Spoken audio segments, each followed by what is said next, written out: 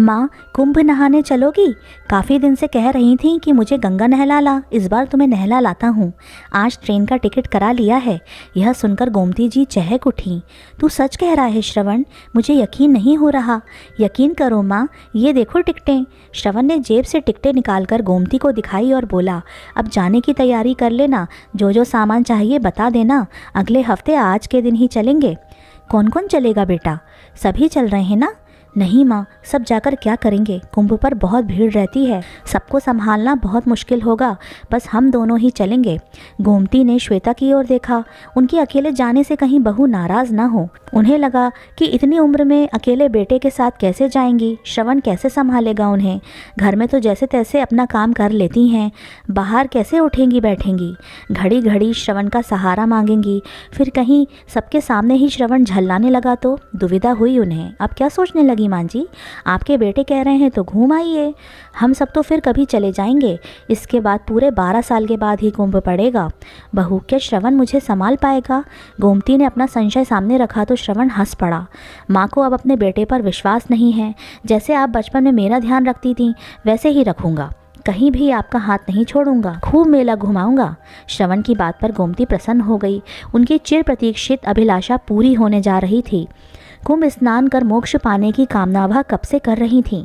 कई बार श्रवण से कह चुकी थी कि मरने से पहले एक बार कुंभ स्नान करना चाहती हैं। कुंभ पर नहीं ले जा सकता तो ऐसे ही हरिद्वार ले जा। वक्त खिसकता रहा, बात टलती रही। अब श्रवण अपने आप कह रहा है तो उनका मन प्रसन्नता से नाचने लगा। उन्होंने बेटे बहू को आशीर्वाद से लाद दिया। एक रात एक दिन का सफ़र तय करके माँ बेटा दोनों इलाहाबाद पहुँचे। गोमती का तो सफ़र में ही बुरा हाल हो गया था। ट्रेन के धड़धड़ के शोर और सीटी ने रात भर गोमती को सोने नहीं दिया। श्रवण का हाथ थामे वह बार बार टॉयलेट जाती रहीं। ट्रेन खिसकने लगती तो पांव डगमगाने लगते। गिरती पड़ती सीट तक पहुंचती। अभी सफ़र शुरू हुआ है माँ, आगे कैसे करोगी? संभालो स्वयं को। संभाल रही हूँ बेटा, पर इस बुढ़ापे में हाथ पाँव झूलर बने रहते हैं, पकड़ ढीली पड़ जाती है। इसका इलाज मुझ पर नहीं है। वह बेबसी हो जाती। कोई बात नहीं, मैं हूँ ना, सब संभाल लूँगा।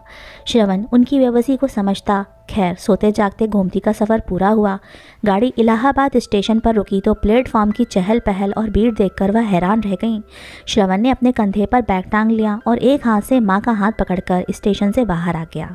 शहर आकर श्रवण ने देखा कि आकाश में घटाएं घुमड़ रही हैं। यह सोचकर कि क्या पता कब बादल बरसने लगें, उसने थोड़ी देर स्टेशन पर ही रुकने का फैसला किया। माँ के साथ वह वेटिंग रूम में जाकर बैठ गया। थोड़ी देर के बाद माँ से बोला, माँ, नित्य कर्म से यहीं निपट लो, जब तक बारिश रुकती है हम आराम से यहीं रुकेंगे, पहले आप चली जाओ। और उसने इशारे से माँ को बता दिया कि कहाँ जाना है। थोड़ी देर में गोमती लौट आई, फिर श्रवण चला गया। श्रवण जब लौटा तो उसके हाथ में गर्मा गर्म चाय के 2 कुल्हड़ और एक थैली में समोसे थे। माँ बेटे ने चाय पी और समोसे खाए। थोड़ा आराम मिला तो गोमती की आंखें झपकने लगी। पूरी रात आंखों में कटी थी। वहीं सोफे की टेक लेकर आंखें मूंद ली। करीब घंटे भर के बाद सूरज फिर से झांकने लगा। वर्षा के कारण स्टेशन पर भीड़ बढ़ गई थी। अब धीरे धीरे छटने लगी थी। गोमती और श्रवण ने भी ऑटो रिक्शा पकड़कर गंगा घाट तक पहुंचने का मन बनाया। ऑटो रिक्शा ने मेला क्षेत्र शुरू होते ही उन्हें उतार दिया। करीब 1 किलोमीटर पैदल चलकर वे गंगा घाट तक पहुँचे।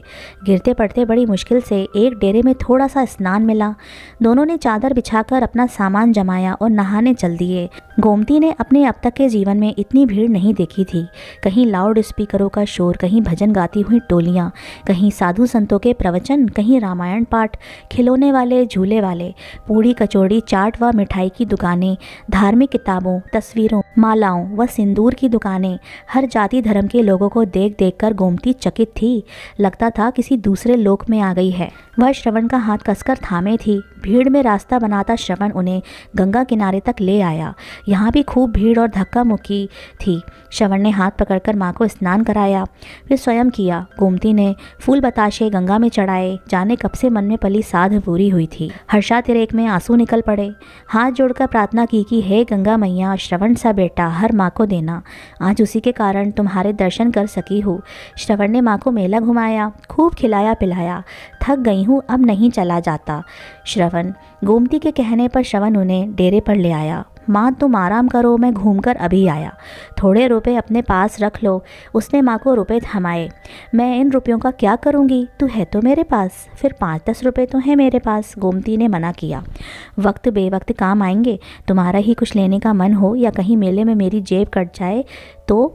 श्रवण के समझाने पर गोमती ने रुपए ले लिए। गोमती ने रुपए संभाल कर रख लिए। उन्हें ध्यान आया कि ऐसे मेलों में चोर उचक्के खूब घूमते हैं, लोगों को बेवकूफ़ बनाकर हाथ की सफाई दिखाकर खूब ठगते हैं। श्रवण चला गया और गोमती थैला सिर के नीचे लगाकर बिछी चादर पर लेट गई। उनका मन आह्लादित था। श्रवण ने खूब ध्यान रखा है। लेटे लेटे आंख झपक गई। जब खुली तो देखा कि सूरज ढलने जा रहा है और श्रवण अभी तक लौटा नहीं है। उन्हें चिंता हो आई। अनजान जगह अजनबी लोग श्रवण के बारे में किससे पूछे। अपना थैला टटोल कर देखा, सब कुछ यथास्थान सुरक्षित था।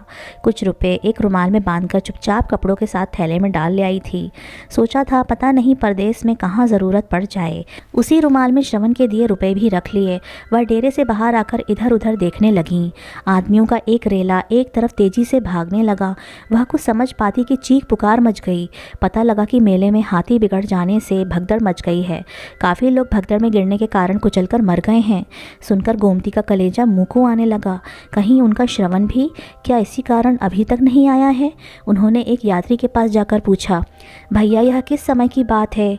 माँ जी, शाम 4 बजे नागा साधु हाथियों पर बैठकर स्नान करने जा रहे थे और पैसे फेंकते जा रहे थे। उनके फेंके पैसों को लूटने के कारण यह कांड हुआ है। जो जख्मी हैं उन्हें अस्पताल पहुँचाया जा रहा है और जो मर गए हैं उन्हें सरकारी गाड़ी से वहाँ से हटाया जा रहा है। आपका भी कोई है। भैया मेरा बेटा 2 बजे घूमने निकला था और अभी तक नहीं लौटा है। उसका कोई फ़ोटो है माँ जी। यात्री ने पूछा। फ़ोटो तो नहीं है, अब क्या करूं। गोमती रोने लगी। माँ जी आप रो मत, देखो सामने पुलिस चौकी है, आप वहाँ जाकर पता करो। गोमती ने चादर समेटकर थैले में रखी और पुलिस चौकी पहुंचकर रोने लगी। लाउड स्पीकर से कई बार अनाउंस कराया गया। फिर एक सहृदय सिपाही अपनी मोटरसाइकिल पर बिठाकर गोमती को वहाँ से ले गया जहाँ मृतकों को एक साथ रखा गया था। 1-2 अस्थायी बड़े अस्पतालों में भी ले जाया गया जहाँ जख्मी पड़े लोग करा रहे थे और डॉक्टर उनकी मरहम पट्टी करने में जुटे थे। श्रवण का वहाँ कहीं भी पता न था। तभी गोमती को ध्यान आया कि कहीं श्रवण डेरे पर लौट ना आया हो और उनका इंतजार कर रहा हो, या उन्हें डेरे पर ना पाकर वह भी उन्हीं की तरह तलाश कर रहा हो। हालांकि पुलिस चौकी पर वह अपने बेटे का हुलिया बता आई थी और लौटने तक रोके रखने को भी के आई थी।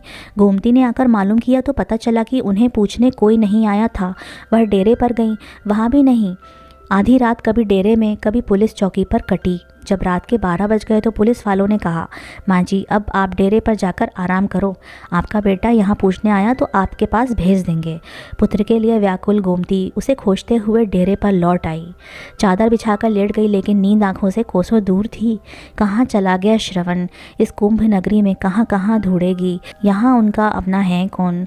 यदि श्रवण न लौटा तो अकेले घर कैसे लौटेंगी, बहू का सामना कैसे करेंगी। खुद को ही कोसने लगी। व्यर्थ ही कुंभ नहाने की जिद कर बैठी। टिकट ही तो लाया था श्रवण, यदि मना कर देती तो टिकट वापस भी हो जाते, ऐसी फजीहत तो ना होती। फिर गोमती को ख्याल आया कि कोई श्रवण को बहला फुसला कर तो नहीं ले गया। वह है भी सीधा, आसानी से दूसरों की बातों में आ जाता है। किसी ने कुछ सुंघा कर बेहोशी कर दिया हो और सारे पैसे व घड़ी अंगूठी छीन ली हो। मन में उठने वाली शंका कुशंकाओं का अंत ना था। दिन निकला। वह नहाना धोना सब भूल कर सीधे पुलिस चौकी पहुंच गईं। एक ही दिन में पुलिस चौकी वाले उन्हें पहचान गए थे। देखते ही बोले, माँ जी तुम्हारा बेटा नहीं लौटा। रोने लगी गोमती। कहाँ ढूंढूं, तुम ही बताओ। किसी ने मार काट कर कहीं डाल दिया हो तो तुम ही ढूंढ कर लाओ। गोमती का रोते रोते बुरा हाल हो गया। अम्मा धीरज रखो, हम ज़रूर कुछ करेंगे। सभी डेरों पर अनाउंस कराएंगे। आपका बेटा मेले में कहीं भी होगा, ज़रूर आप तक पहुँचेगा। आप अपना नाम और पता लिखा दो। अब जाओ स्नान ध्यान करो। पुलिस वालों को भी गोमती से हमदर्दी हो गई थी। गोमती डेरे पर लौट आई। गिरती पड़ती गंगा भी नहा ली और मन ही मन प्रार्थना की कि हे गंगा मैया, मेरा श्रवण जहाँ कहीं भी हो सकुशल हो। और वहीं घाट पर बैठकर हर आने जाने वाले को गौर से देखने लगी। उनकी निगाहें दूर दूर तक जाने अनजाने वालों का पीछा करती रहीं। कहीं श्रवण आता दिख जाए। गंगा घाट पर बैठे सुबह से दोपहर हो गई। कल शाम से पेट में पानी की बूंद भी न गई। ऐंठन सी होने लगी थी। उन्हें ध्यान आया कि यदि यहाँ स्वयं ही बीमार पड़ गईं तो अपने श्रवण को कैसे ढूंढेंगी। उसे ढूंढना है तो स्वयं को ठीक रखना होगा। यहाँ कौन है जो उन्हें मनुहार करके खिलाएगा। गोमती ने आलू की सब्जी के साथ 4 पूड़ियाँ खाईं। गंगा जल पिया तो थोड़ी शांति मिली। 4 पूड़ियाँ शाम के लिए यह सोचकर बनवा लीं कि यहाँ तक ना आ सकी तो डेरे में ही खा लूँगी, या भूखा श्रवण लौटेगा तो उसे खिला दूँगी। श्रवण का ध्यान आते ही उन्होंने कुछ केले भी खरीद लिए। ढूंढती ढूंढती अपने डेरे पर पहुँच गई। पुलिस चौकी में भी झांक आई। देखते ही देखते 8 दिन निकल गए। मेला उखड़ने लगा। श्रवण भी नहीं लौटा। अब पुलिस वालों ने सलाह दी, अम्मा अपने घर लौट जाओ, लगता है आपका बेटा अब नहीं लौटेगा। मैं इतनी दूर अपने घर कैसे जाऊंगी, मैं तो अकेली कहीं आई गई ही नहीं। वह फिर रोने लगी। अच्छा अम्मा अपने घर का फ़ोन नंबर बताओ, घर से कोई आकर ले जाएगा, पुलिस वालों ने पूछा। घर से मुझे लेने आएगा कौन? अकेली बहू बच्चों को छोड़कर कैसे आएगी? बहू किसी नाते रिश्तेदार को भेजकर बुलवा लेगी। आप किसी का भी नंबर बताओ। गोमती ने अपने दिमाग पर लाखों जोर दिया, लेकिन हड़बड़ाहट में किसी का नंबर याद नहीं आया। दुख और परेशानी के चलते दिमाग में सभी गड्ढमड्ढ हो गए। वह अपनी बेबसी पर फिर से रोने लगी। बुढ़ापे में याददाश्त भी कमज़ोर हो जाती है। पुलिस चौकी में उन्हें रोता देखकर राह चलता एक यात्री ठिठका और पुलिस वालों से उनके रोने का कारण पूछने लगा। पुलिस वालों से सारी बात सुनकर वह यात्री बोला, आप इस वृद्धा को मेरे साथ भेज दीजिए, मैं भी उधर ही का रहने वाला हूँ। आज शाम 4 बजे ट्रेन से जाऊँगा। इन्हें ट्रेन से उतारकर बस में बैठा दूंगा। ये आराम से अपने गांव पीपला पहुंच जाएंगी। सिपाहियों ने गोमती को उस अनजान व्यक्ति के साथ कर दिया। उसका पता और फ़ोन नंबर अपनी डायरी में लिख लिया। गोमती उसके साथ चल तो रही थी, पर मन ही मन डर भी रही थी कि कहीं यह कोई ठग ना हो। पर कहीं ना कहीं किसी पर तो भरोसा करना ही पड़ेगा, वरना इस निर्जन में वह कब तक रहेंगी। माँ जी आप डरे नहीं, मेरा नाम बिट्ठन लाल है। लोग मुझे बिट्टू कहकर पुकारते हैं। राजकोट में बिट्ठन लाल हलवाई के नाम से मेरी दुकान है। आप अपने गाँव पहुँचकर किसी से भी पूछ लेना। भरोसा रखो आप मुझ पर, यदि आप कहेंगी तो घर तक छोड़ाऊंगा। यह संसार एक दूसरे का हाथ पकड़कर ही तो चल रहा है। अब मुंह खोला गोमती ने। भैया विश्वास के सहारे ही तो तुम्हारे साथ आई हूँ। इतना उपकार ही क्या कम है कि तुम मुझे अपने साथ ले आए हो। तुम मुझे बस में बिठा दोगे तो मैं पीपला पहुँच जाऊँगी, पर बेटे के ना मिलने का गम मुझे खाए जा रहा है। अगले दिन लगभग 1 बजे गोमती बस से अपने गाँव के स्टैंड पर उतरी और पैदल ही पैदल अपने घर की ओर चल दी। उनके पैर मन भर के हो रहे थे।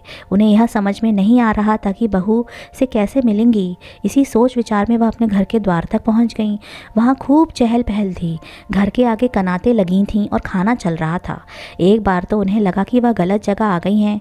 तभी पोते तन्मय की नज़र उन पर पड़ी और वह आश्चर्य और खुशी से चिल्लाया, पापा दादी लौट आई, दादी माँ जिंदा हैं, दादी माँ जिंदा हैं। उसके चिल्लाने की आवाज़ सुनकर सब दौड़कर बाहर आ गए। शोर मच गया। अम्मा आ गई, गोमती आ गई। श्रवण भी दौड़कर आया और माँ से लिपटकर बोला, तुम कहाँ चली गई थी माँ? मैं तुम्हें ढूंढकर थक गया। बहू श्वेता भी दौड़कर गोमती से लिपट गई और बोली, हाय हमने सोचा था कि माँ जी नहीं रहीं, यही ना बहू। गोमती के जैसे ज्ञान चक्षु खुल गए। इसलिए आज अपनी सास की तेरवी कर रही हो, और तू श्रवण मुझे छोड़कर यहाँ चला आया। मैं तो पगला गई थी, घाट घाट तुझे ढूंढती रही। तू सकुशल है? तुझे देखकर मेरी जान लौट आई। माँ बेटे दोनों की निगाहें टकराईं और नीचे झुक गईं। अब यह दावत माँ के लौट आने की खुशी के उपलक्ष्य में है। सब खुशी खुशी खाओ, मेरी माँ वापस आ गई है।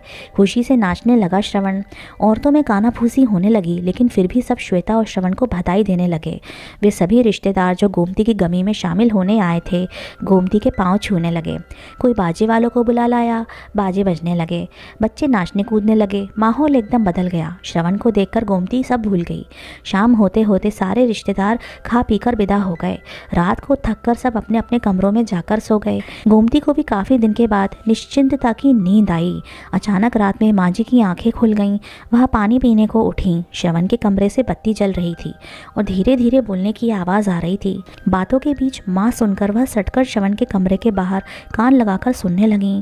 श्वेता कह रही थी, तुम तो माँ को मोक्ष दिलाने गए थे, माँ तो वापस आ गई। मैं तो माँ को डेरे में छोड़कर आ गया था, मुझे क्या पता था कि माँ लौट आएंगी। माँ का हाथ गंगा में छोड़ नहीं पाया। पिछले 8 दिन से मेरी आत्मा मुझे धिक्कार रही थी।